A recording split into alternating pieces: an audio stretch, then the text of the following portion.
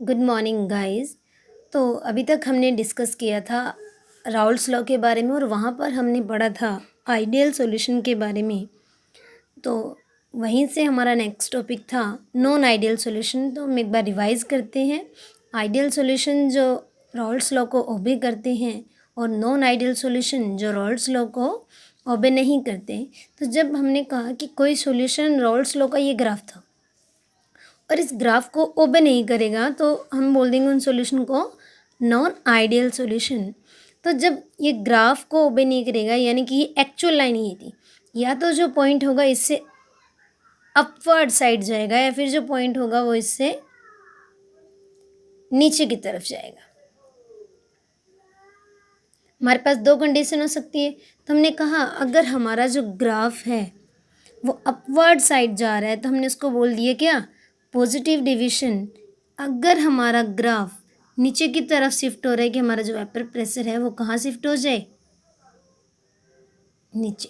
तो हमने कहा जो हमारा डेविएशन होगा वो कैसे डेविएशन होगा, नेगेटिव डेविएशन।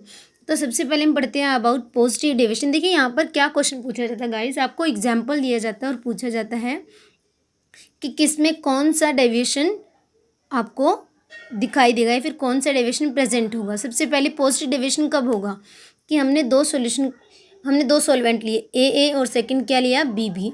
जब हमने दोनों को मिक्स किया, आफ्टर मिक्स होने के बाद जो हमारे पास क्या बना है, सॉल्यूशन बना है।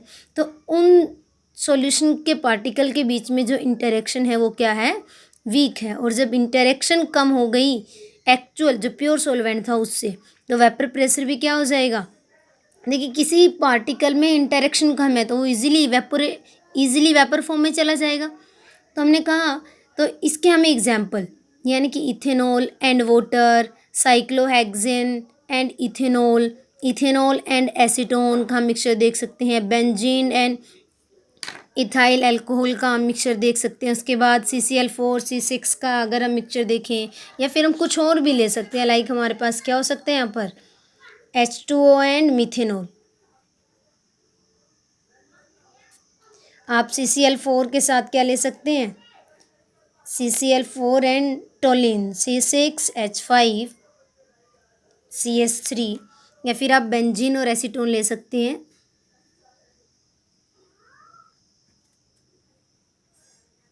देखिए आपसे डायरेक्ट क्वेश्चन पूछा जाता है कि इनमें ये आपको एग्जांपल दिया जाता है कि बेंजीन और एसीटोन में बताइए राउल्स लॉ कौन सा डेविएशन शो करेगी। क्लियर है। तो जब हम बात करते हैं पॉजिटिव डेविएशन की तो डेल्टा H ऑफ मिक्सिंग और delta V of mixing is also positive. Clear है। और जब हम बात करते हैं, देखिए गाइज, जब हम बात करते हैं नेगेटिव डेविएशन की यानी कि वेपर प्रेशर आपका क्या हो जाएगा, जो एक्चुअल था उससे कम हो जाएगा। तो यहाँ पर क्या होगा कि आफ्टर मिक्सिंग जो फोर्सेस ऑफ इंटरेक्शन है वो क्या हो गए हैं, इंक्रीज हो गए हैं, स्ट्रॉन्ग हो गए हैं। लाइक यहाँ पर क्या प्रेजेंट हो जाएगी, हाइड्रोजन बॉन्डिंग। मिक्स करने के बाद उन दोनों में क्या प्रेजेंट हो जाएगा, हाइड्रोजन बॉन्ड। लाइक आप लोगों ने एसीटोन और क्लोरोफॉर्म को मिक्स किया तो देखिए यहाँ पर क्या प्रेजेंट हो गया, हाइड्रोजन बॉन्डिंग। तो यहाँ पर भी आपको क्या याद करने हैं, इनके कितने एग्जाम्पल हैं। तो और हाँ, अगर हम बात करते हैं नेगेटिव डेविएशन की तो delta H of mixing and delta V of mixing is also negative. तो आपको क्या याद करना है, यहाँ पर भी सिंपल आपको क्या करने हैं, एग्जाम्पल्स याद करने हैं। फर्स्ट, एसीटोन को अगर हम क्लोरोफॉर्म में मिक्स करें, या फिर वाटर और HCl का अगर हम कोई एग्जाम्पल लें। अदर फिनोल को, ये कई बार पूछा जाता है, फिनोल को अगर हम एनिलीन में मिक्स कर दें, या फिर एसीटोन। और क्या ले सकते हैं एग्जाम्पल, आप ले सकते हो acetic acid and pyridine.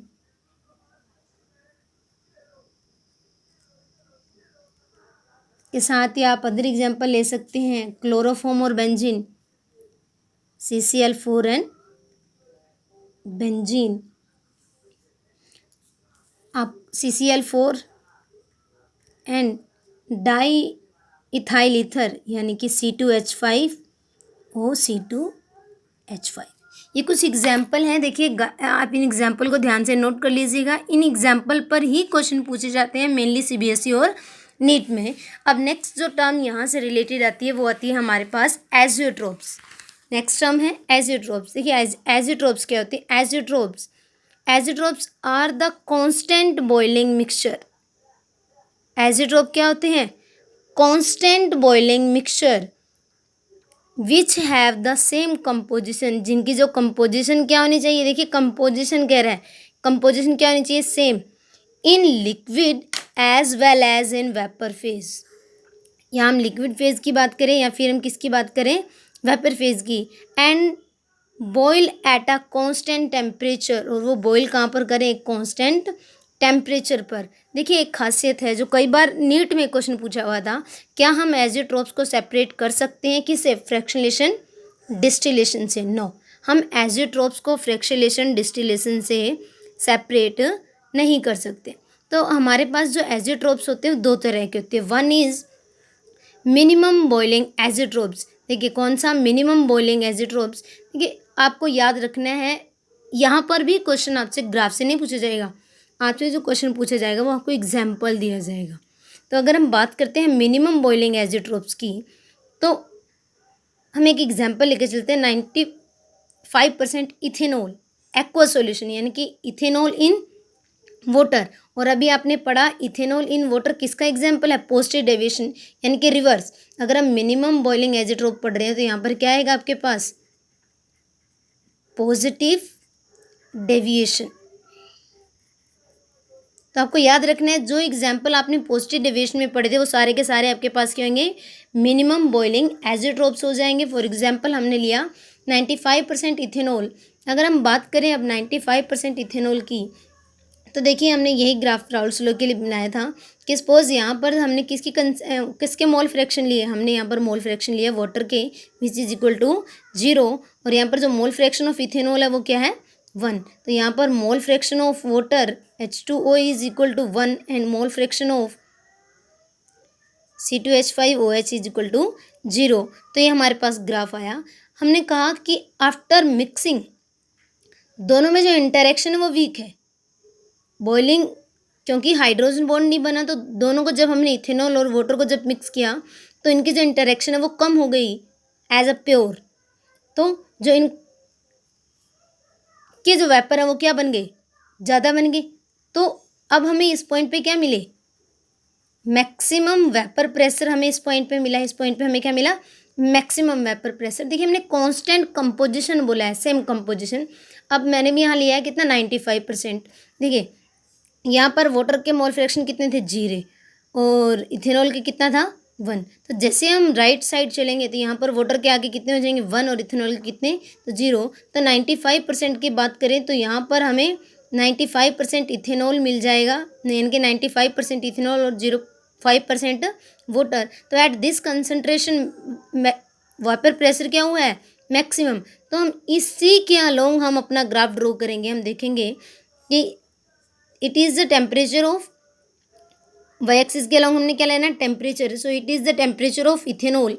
And आपको पता है वाटर का टेम्परेचर, वाटर कितने बॉयल होता है, 373। तो this is the temperature for water. जब हम इसके कॉरस्पॉन्डिंग टेम्परेचर को ड्रॉ करेंगे तो आफ्टर मिक्सिंग अगर किसी भी चीज़ का वेपर प्रेशर ज़्यादा है, वेपर फॉर्म में ज़्यादा एग्जिस्ट कर रहा है, तो उसका कॉरस्पॉन्डिंग जो टेम्परेचर होगा, बॉइलिंग पॉइंट, वो जल्दी बॉयल हो जाएगी, तो बॉइलिंग पॉइंट क्या हो जाएगा, कम। सो दैट इज़ वाई देखिए वेपर प्रेशर इंक्रीज हुआ है तो बॉइलिंग पॉइंट रिवर्स में क्या हो गया, कम हो गया। इसलिए हमने इसको क्या बोला, मिनिमम बॉइलिंग एजियोट्रोप्स। समझ आया, मिनिमम बॉइलिंग एजियोट्रोप्स। अब हम बात करते हैं मैक्सिमम बॉइलिंग एजियोट्रोप्स की। सेम आपने यहाँ करना है। अगर हम बात करते हैं किसकी, maximum boiling azeotropes, for example हम ले लेते हैं 68% नाइट्रिक एसिड इन वाटर। देखिए यहाँ पर जब हम बात करते हैं, हमने क्या लिया, मोल fraction of nitric acid 1, mole fraction of water is 0। And right hand side हमने देखा कि अगर यहाँ 1 था नाइट्रिक एसिड तो यहाँ 0 हो गया, यहाँ पर वाटर का कितना हो गया, 1। तो ये हमें एक ऐसा पॉइंट मिला जहाँ पर हमें दोनों की कंपोजिशन कितनी मिली, 68%, यानी कि 68 क्या हमारे पास नाइट्रिक एसिड एंड 32 हमारे पास क्या है, वाटर। तो जब हम बात करते हैं मैक्सिमम बॉइलिंग एजियोट्रोप्स की, यानी कि जब भी आप वाटर में नाइट्रिक एसिड डालेंगे तो वहाँ पर हाइड्रोजन बॉन्डिंग हो जाती है। क्या हो जाती है, हाइड्रोजन बॉन्डिंग। तो जैसे ही हाइड्रोजन बॉन्डिंग हो गई, दोनों मिक्सचर के अंदर इंटरेक्शन क्या हो गए, फोर्सेस ऑफ इंटरेक्शन क्या हो गए, स्ट्रांग हो गए, तो वेपर कम बनेंगे। वेपर कम बनेंगे तो हमें वेपर प्रेशर भी पहले से क्या मिलेगा, कम मिलेगा। This is our vapour pressure. तो हमें अब क्या मिला है, कम, हमें सेम इसके कॉरस्पॉन्डिंग हमने अपना एक पॉइंट लगा लेना है।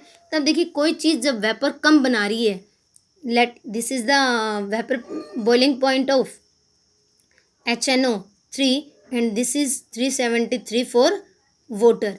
अब हमें पता है कि अगर इसके वेपर कम बन रहे हैं तो बॉइलिंग पॉइंट कॉरस्पॉन्डिंग में क्या होगा, ज़्यादा होगा, तो रिवर्स में हमारा ग्राफ क्या हो जाएगा।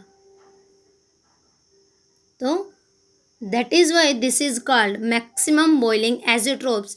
और जब भी आपसे इसके एग्जाम्पल पूछे जाए तो जो भी एग्जाम्पल हमने नेगेटिव डेविएशन में पढ़े थे वही वाले एग्जाम्पल हमारे पास किसके होंगे, मैक्सिमम बॉइलिंग एज़ोट्रोप्स के होंगे। और जो एग्जाम्पल हमने पॉजिटिव डेविएशन में पढ़े थे वही सेम एग्जाम्पल किसके हो जाएंगे आपके पास, मिनिमम बॉइलिंग एज़ोट्रोप्स के हो जाएंगे। तो इसके साथ ही ये जो हमारा राउल्ट्स लॉ का टॉपिक था ये फिनिश हुआ। नेक्स्ट जो टॉपिक है आज हम पढ़ेंगे वो हमारे पास है कोलिगेटिव प्रॉपर्टी। कौन सा टॉपिक है, कोलिगेटिव प्रॉपर्टी। तो फर्स्ट हम स्टडी करते हैं किसके बारे में, कोलिगेटिव प्रॉपर्टी। कोलिगेटिव प्रॉपर्टीज़ होती क्या है, देखिए कोलिगेटिव प्रॉपर्टी क्या होता है। Colligative property those property which depend upon, जो डिपेंड करती है number of particle of solute, किसके ऊपर, number of particle of solute. देखिए यहाँ पर आपको एक कंडीशन लेके चलनी है, सोल्यूट आपका क्या होना चाहिए, नॉन वोलेटाइल।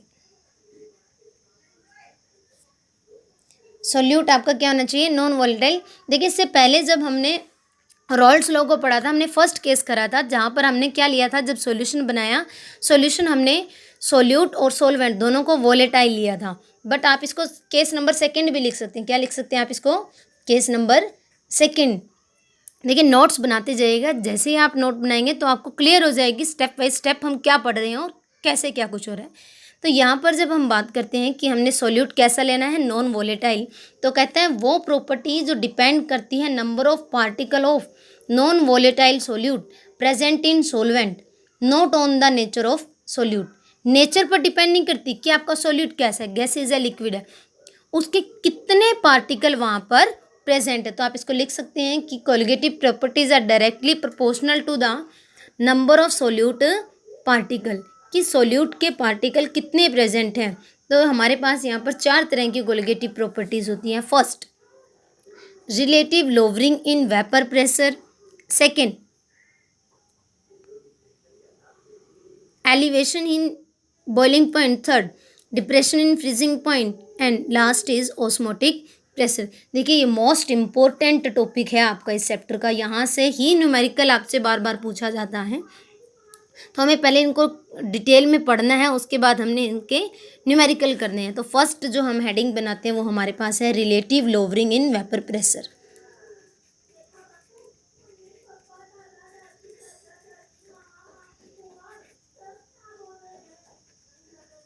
यानी कि हमारा वेपर प्रेशर कितना लो हो गया है। लाइक देखिए हमने क्या बोला, आपको एक जार लेना है,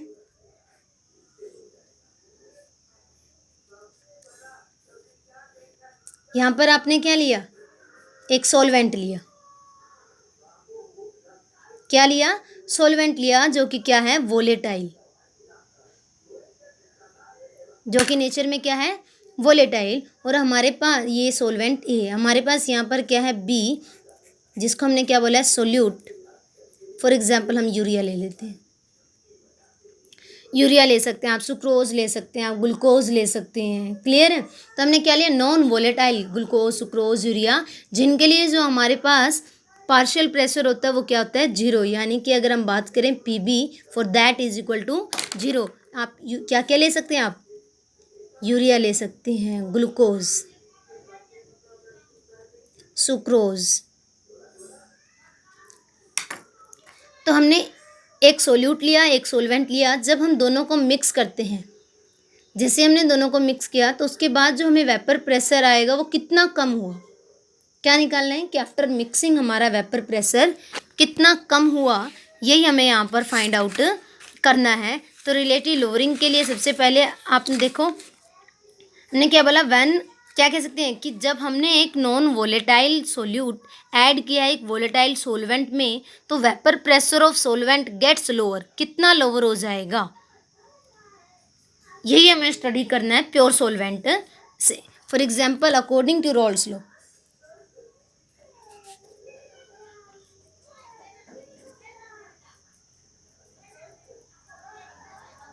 आपके पास क्या था, P total is equal to P naught of A into X A plus P naught of B into X B. अब अगर हम बात करें कि हमारे पास जो पार्शियल प्रेशर है बी के लिए वो क्या है, 0, तो हमारे पास क्या हो जाएगा, हम क्या लिखेंगे, P T is equal to P naught of A X A. ये टर्म आपके पास क्या हो गई, 0 हो गई। हमें यहाँ पर निकालना है lowering in vapour pressure, clear है। तो अब हमें पता है कि टोटल नंबर ऑफ मोल्स कितने होते हैं, X A plus X B is equal to 1।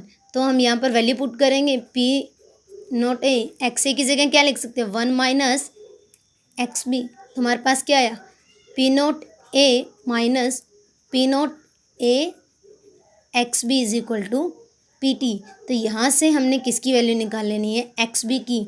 तो X B is equal to P naught A minus P total divide by P initial. देखिए क्या आया कि आपका final pressure, P total is a final pressure, P naught यानी कि initial में हमारा कितना प्रेशर था, फाइनल पे हमारा कितना प्रेशर हुआ। तो this is known as relative lowering in vapour pressure. इसको हम क्या कहते हैं, relative lowering in vapour pressure. कितना हमारा वेपर प्रेशर कम हो गया है, this is for x2 lowering of vapour pressure of solution. देखिए कितना वेपर प्रेशर कम हुआ है, आप क्या कह सकते हो कि जितना वेपर प्रेशर कम होगा वो डायरेक्टली प्रोपोर्शनल होगा मोल fraction of the solute. Solute का क्या है, this is the mole fraction of solute लिया था ना भी हमने, सोल्यूट भी हमारे पास क्या था, नॉन वोलेटाइल। अगेन अगर हम आगे चले, देखिए मोल फ्रैक्शन, ये हमारे पास क्या था, मोल फ्रैक्शन। आप इसको क्या लिख सकते हैं, एक्स बी इज इक्वल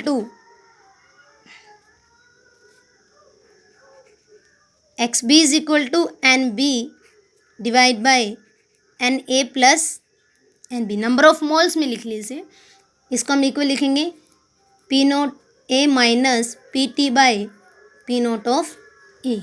देखिए जब आपको ऐसा दिया जाए और आपको बोला जाए कि आप इन दोनों में, कि आपके पास जो relative lowering of vapour pressure है उसमें और अब मोलर मास में आप रिलेशनशिप बनाइए। किस में रिलेशनशिप बनानी है आपको, relative lowering of vapour pressure and molar mass. देखिए आपने 11th में भी पढ़ा था कि नंबर ऑफ मोल्स क्या होते हैं, given weight by molar wait, clear है। तो अब देखिए हम लिखेंगे यहाँ पर, इसकी जगह लिखिए आप given weight of B divide by molar weight of B divide by given weight N A, यानी कि given weight of A divide by given weight of molar weight of A plus given weight of B divide by molar weight of B. आपको एक condition यहाँ पर लगानी है कि अगर हमारे mole fraction of B is less than, क्योंकि सॉल्यूट की बात करें, हमने नॉन सॉल्यूट को क्या डाला है, अगर हम बात करें कि mole fraction of B is less than mole fraction of A, तो आपके पास ये जो टर्म है ये क्या हो जाएगी, अप्रोचेस टू, ये जो टर्म है ये क्या हो जाएगी, 0। तो जब हम इसकी यहाँ वैल्यू पुट करेंगे तो आपके पास क्या आएगा, W B by M B divide by W A by M A is equal to P naught A minus P T divide by P naught A. This implies, तो आपके पास जो आया है वैल्यू वो हमारे पास क्या आ जाएगी, हमको निकालना है मोलर मास, दिस, कि आपने कौन सा सोल्यूट ऐड किया है। तो इसके लिए आप क्या लिखोगे, देखिए आपके पास क्या आ जाएगा, M B is equal to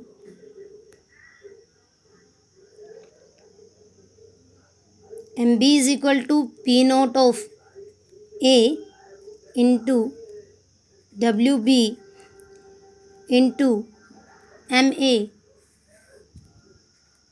P naught of A minus P T M A तो डब्ल्यू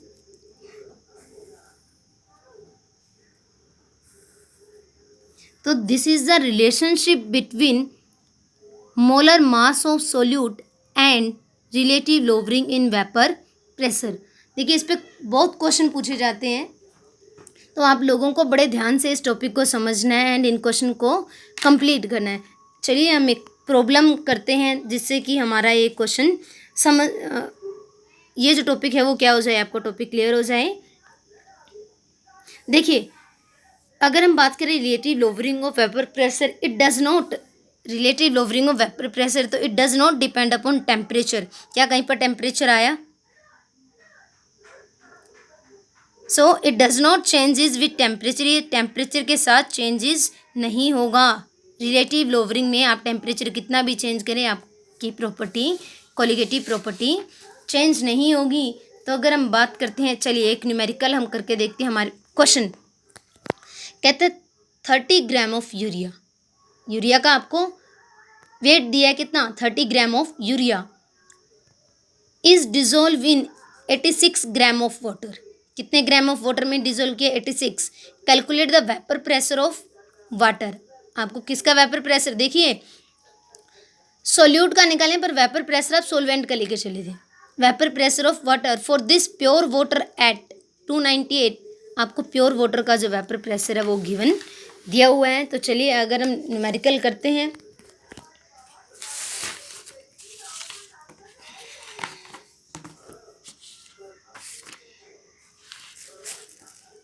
फॉर्मूला लिखिए डायरेक्ट। सबसे पहले आपको क्या दिया है, X B is equal to P naught A minus P T by P naught A. इसको हमने किसकी फॉर्म में लिखा था, M B divide by M B is equal to P naught of A into W B इन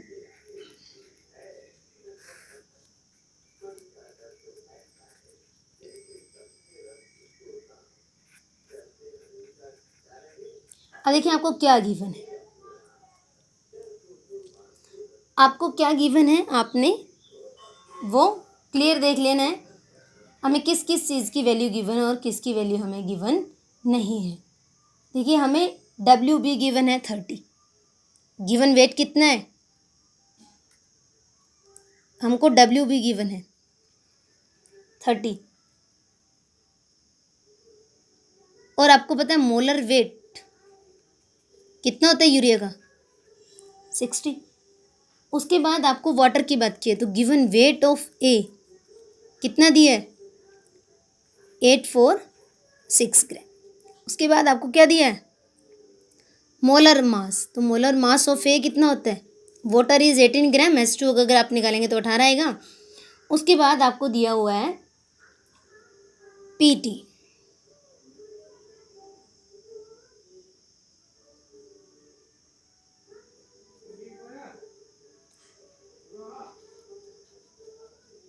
उसके बाद आपको क्या दिया, पीटी विच इज 3.8 mmHg। तो हम फॉर्मूले को अरेंज करेंगे और लिखेंगे कि 1 माइनस आपको पी नोट ए गिवन है, तो हमारे पास जो टर्म थी P naught A minus P T divide by P naught A is equal to क्या था, W B into M A divide by M B into W A. तो देखिए यहाँ से क्या हुआ, 1 minus P T by P naught A is equal to W B की value आपको दी है 30 डिवाइड बाई 60, 18 बाई 846 ये हमारे पास है। और यहाँ पर हमें पी नोट ए भी कितना दिया है, 23, यानी कि P T divide by 23.8 is equal to, आप कट कीजिए 1/2 इंटू 8/46।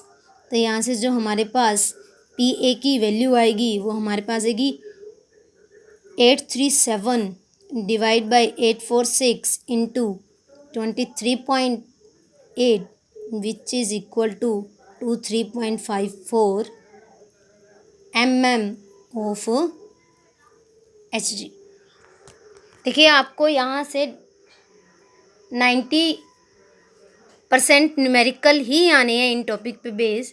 तो पहले आप जो आपकी बुक में ब्लूप्रिंट्स है वो न्यूमेरिकल सॉल्व कीजिएगा, और at the end I will also solve all numerical related to this topic.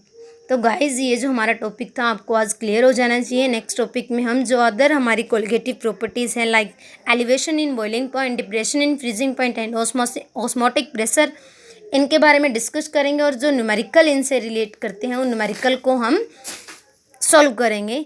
So please मेरे चैनल को ज़्यादा से ज़्यादा लाइक कीजिएगा, सब्सक्राइब कीजिएगा, एंड जो भी बच्चा इसमें इंटरेस्ट ले रहा है या फिर जो बच्चा स्कूल अटेंड नहीं कर पा रहा है या फिर जिसके घर पे ट्यूशन या फिर कोचिंग सेंटर को अफोर्ड करने की कैपेसिटी नहीं है, वो मेरे चैनल्स को लाइक कीजिए, सब्सक्राइब कीजिए। यहाँ पर आपको notes with solve numerical and हर तरह की छोटी और बड़ी प्रॉब्लम आपको यहाँ पर सॉल्व करवाई जाएंगी। Thank you so much.